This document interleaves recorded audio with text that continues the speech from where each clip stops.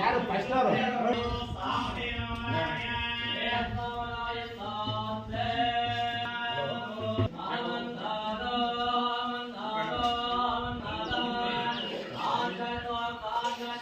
ತಮಗೆಲ್ಲ ಗೊತ್ತಿದ್ದಂಗೆ ಏಪ್ರಿಲ್ 7, 8, 9 ಏನು ನಾವು ಆಂಜನೇಯ ಸ್ವಾಮಿ, ಪಾರ್ವತಮ್ಮ, ವಿಘ್ನೇಶ್ವರ ಹಾಗೂ ಏನ್ ನಾಗದೇವತನ ಪ್ರತಿಷ್ಠಾಪನೆ ಮಾಡಿದ್ವಿ.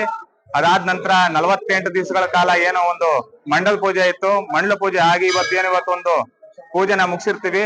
ಅದೇ ರೀತಿ ಈ ದೇವಸ್ಥಾನ ಕಟ್ಟಡ ಜೀರ್ಣೋದ್ಧಾರ ಮಾಡೋದಕ್ಕೆ ಸಹಕಾರ ಕೊಟ್ಟಂತ ಮಾನ್ಯ ಶಾಸಕರಾದ ಜಯಚಂದ್ರ ಅವರು ಹಾಗೂ ಮಾಜಿ MLA ಆಗಿರ್ತಕ್ಕಂತ ನಿಕಟಪೂರ್ವ ಶಾಸಕರಾಗಿರ್ತಕ್ಕಂಥ ರಾಜೇಶ್ ಗೌಡ್ರು ಹಾಗೂ ನಮ್ಮ ಮಾಜಿ MP-ಗಳಾಗಿರ್ತಕ್ಕಂಥ ಚಂದ್ರಪ್ಪನವರು, ನಾರಾಯಣ ಸ್ವಾಮಿರವರು ಹಾಗೂ ಎಲ್ಲದಕ್ಕಿಂತ ಹೆಚ್ಚಿನದಾಗಿ ವೈಯಕ್ತಿಕವಾಗಿ ಧನ ಸಹಾಯ ಮಾಡಿರ್ತಕ್ಕಂಥ ಶ್ರೀರಾಮೇಗೌಡರು ಹಾಗೂ ಆಲ್ಗೊಂಡೇಗೌಡರು, ಇನ್ನಿತರೆ ಬಹಳಷ್ಟು ಮಂದಿಗಳು ಹೇಳ್ತಾ ಹೋದ್ರೆ ಬಹಳಷ್ಟು ಮಂದಿಗಳಿದ್ದಾರೆ.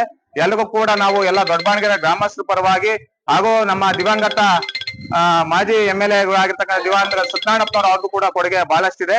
ಎಲ್ಲರನ್ನು ಸ್ಮರಿಸ್ತಾ ಇವತ್ತು ಈ ಒಂದು ಭವ್ಯವಾದ ಒಂದು ದೇಗುಲ ನಾವು ಕಟ್ಟಕ್ಕೆ ಎಲ್ಲರೂ ಸಹಕರಿಸ್ತಕ್ಕಂಥ ಎಲ್ಲರಿಗೂ ಒಂದು ಧನ್ಯವಾದಗಳನ್ನ ಸಮರ್ಪಿಸ್ತಾ ಇದ್ದೀವಿ.